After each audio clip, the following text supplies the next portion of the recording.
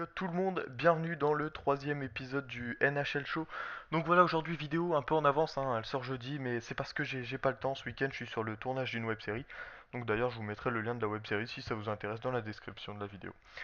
Donc voilà, aujourd'hui petite vidéo, donc ça sera exclusivement un récapitulatif des scores et des classements, donc il n'y aura pas de highlights, ça sera pas une très grosse vidéo car j'ai vraiment pas le temps de, de, de consacrer autant de temps à une vidéo en ce moment. Donc voilà, on va commencer par un récap des scores de chaque journée depuis dimanche.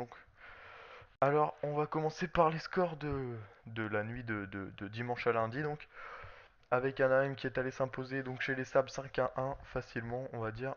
Les Colorado Avalanche qui ont créé la surprise en allant gagner à Boston 2-1. Les Kings se relancent, victoire 4-1 face aux Jets. Ça va leur faire du bien aux Kings hein, parce qu'ils n'étaient pas très bien. Et puis bah enfin, le dernier résultat, c'est une surprise quand même, avec la victoire de Toronto, donc 6-3, c'est assez énorme face aux Rangers. Donc à New York en plus, 6-3, je pense que personne n'attendait. Lundqvist a passé une sale soirée. On enchaîne tout de suite avec les résultats du mardi, donc deux matchs seulement le mardi. Ottawa donc qui est allé s'imposer en Floride sur le score de 1-0, petit match quand même, hein.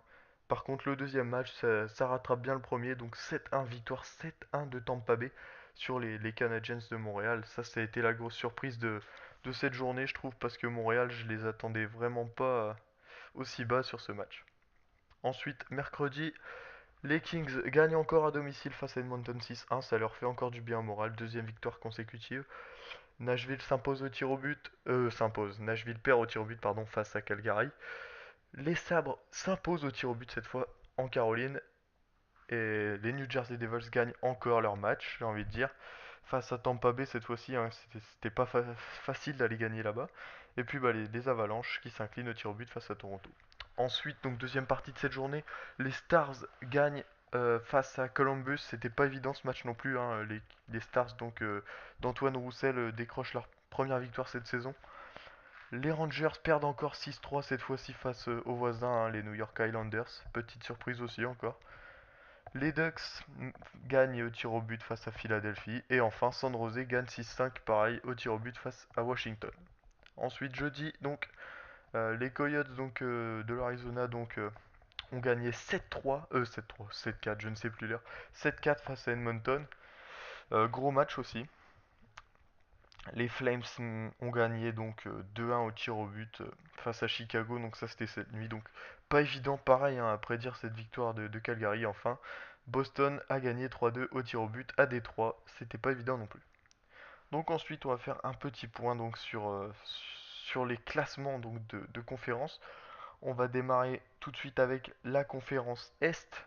Donc conférence Est emmenée par les New Jersey Devils, suivi de près par les Highlanders, donc tous à 6 points, hein, les trois premiers avec Montréal, sauf que ben, les Devils et les Highlanders ont disputé que 3 matchs contrairement à Montréal. Tampa est là aussi, Pittsburgh il n'a disputé que 2 matchs. Ensuite Philadelphie, les Rangers, c'est pas terrible. Donc voilà. Ensuite, conférence Ouest, emmenée par San Jose, suivi par les Ducks d'Anaheim. Calgary est là également, pas très attendu. Minnesota est là, hein, deux matchs disputés, zéro but encaissé. Ça, c'est pas mal. Vancouver, pareil, deux matchs seulement disputés, donc il va falloir se méfier d'eux. Dallas n'est pas au mieux, Saint-Louis n'est pas au mieux non plus, mais ils ne sont disputés que deux matchs. Donc ensuite, donc l'équipe qui domine la ligue en ce moment, donc en termes de points, etc.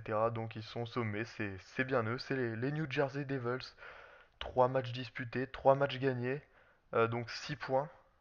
Euh, à la différence, donc ils sont à plus 7 hein, avec 13 buts marqués, 6 encaissés. Très forte cette équipe des Devils en ce début de saison. Franchement, je les attendais pas à ce niveau-là quand même, mais voilà, ils sont là, ils sont bien présents. Et c'est tant mieux parce que ça nous offre des beaux matchs encore, ces oppositions hein, entre les grosses équipes. Donc, et enfin, je voulais vous donner mon avis sur le top player de cette NHL, on va dire. C'est pas le premier du classement, hein, non, par points, parce que sinon ça serait Nash. Mais non, là pour moi c'est Sidney Crosby. Il est dixième donc au classement par points avec 6 points. Le premier en est à 7 je crois. Donc 6 points mais en 2 matchs seulement, alors que le premier, donc Nash, est à 4 matchs disputés. Donc lui, Sidney Crosby, 2 matchs disputés, 6 points, 3 buts, 3 assists. Donc avec les Penguins, hein, le capitaine des Penguins, numéro 87, réalise encore un très gros début de saison. On sait que c'est lui la grosse star de cette NHL. Et il l'affirme encore en début de saison. Aucun souci pour Crosby. Donc voilà, c'est à peu près tout pour cette vidéo. Juste un petit message, donc voilà, encore des personnes nous rejoignent de temps en temps sur la page, ça fait plaisir. Je fais vraiment pas de pub, en plus c'est pas mon but, donc voilà. Merci à vous de me suivre et d'être toujours plus nombreux. Et on se donne rendez-vous donc la semaine prochaine pour une plus grosse vidéo, cette fois-ci avec des highlights, etc. sur tout ce qui s'est passé en NHL. Et je serai encore actif sur la page à vous mettre des vidéos, tout ça, il n'y a aucun souci. Allez, salut à tous, portez-vous bien.